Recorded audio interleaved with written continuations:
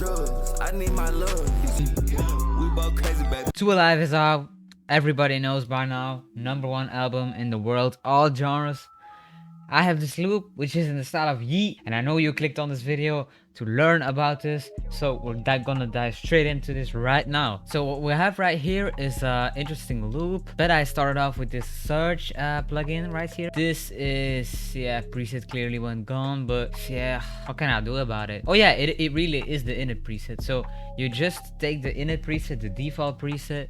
I went in and dragged in these chords. I'm gonna do this again for you to show you how I did it. So I took a random note, in this case B. I went 7 half steps up and you lengthen that. That's what she said. Put that one down, make that one longer too. You need to put this one note down, duplicated that, put it 1 half step up, which will generally give it a more darker feel. Then I put this note up 1 half tone, and that is basically the thing for the first notes. Now for these ones, I went up 2 chords in the scale, and I just went down and filled it up with these with this small note to go back to the root, so it loops very smoothly. The effects for this one are pretty intensive, because we have a MIDI effect going over here, which is the arpeggiator, set at 181% gate, 1/8 rate, in combination with the other one that's also in a 1/8 rhythm and has a 61% gate, which gives a really odd effect to the sound. Also added some EQ, cut out some highs, some lows, added 29% chorus, and added this ROM VST, which is really an amazing reverb. I have told you guys about this like a million times, so if you still don't get it on your computer, I really recommend it. That's that for that. Let's listen.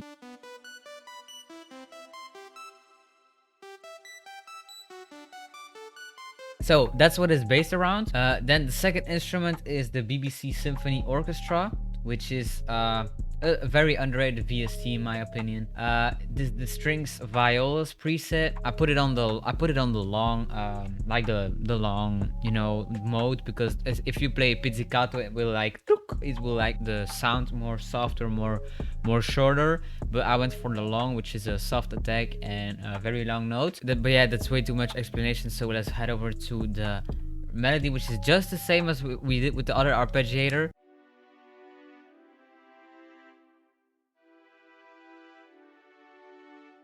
Just cut out some lows, cut out some highs, that's it for the instrument. Then I rendered the arpeggiator out and I half timed it. So I put it 1 octave down, put it like twice as slow as it normally would be. After that, I did something quite extraordinary, because I actually sang the pattern in, which I'm gonna show you right now.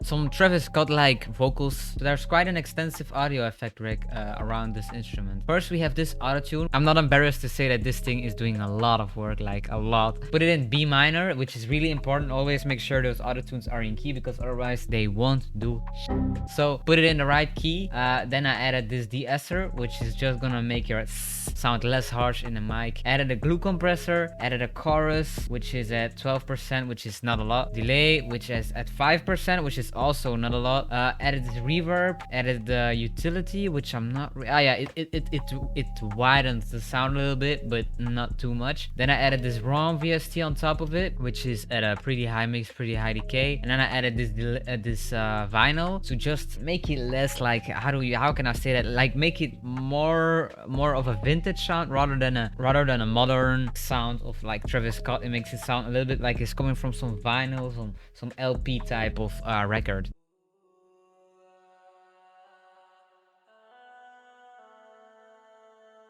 All I can say is, don't be afraid to use your voice as a producer. You're a musician, period. Then for the second, yeah, this is just some extra dry stuff that I don't want to let you guys hear.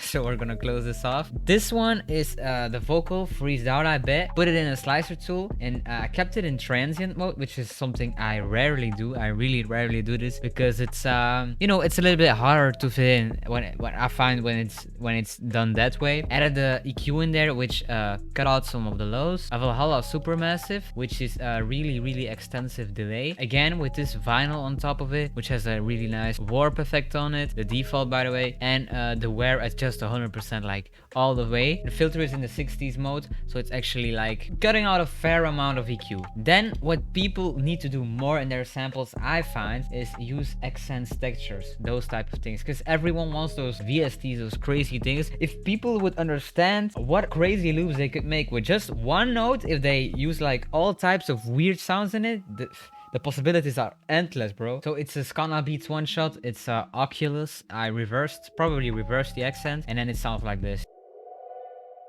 Cut some lows out. I do that a lot. I added this ROM, which is it's a fair amount of reverb for this kind of sound. Then I also added this,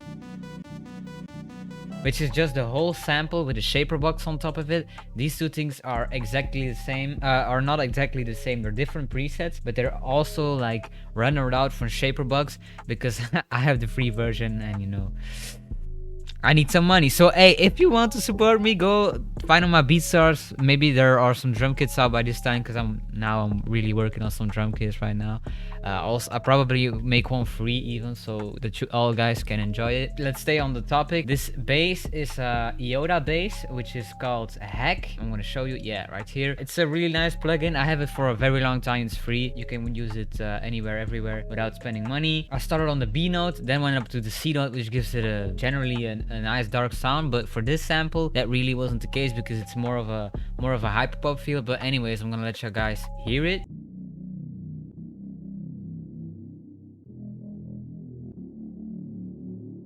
So there's that.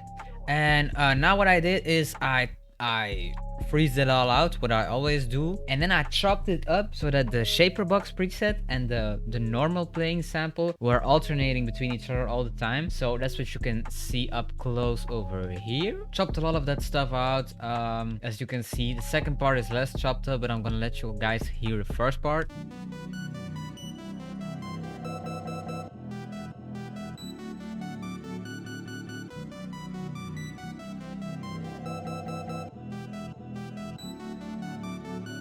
But then at the end it gets into another chopped part, which I'm gonna let you guys hear right now.